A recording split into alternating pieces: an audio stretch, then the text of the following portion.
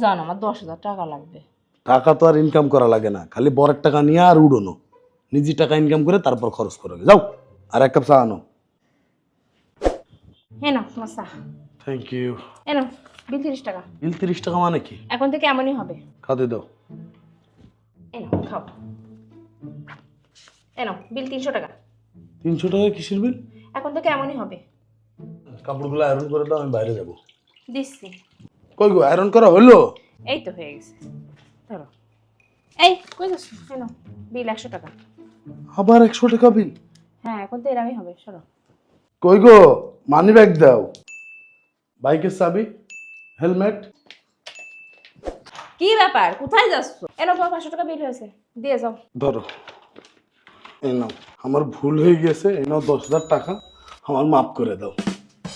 সোজা আঙ্গুলি ঘি না উঠলি আঙুলটা একটু বেঁকা করা।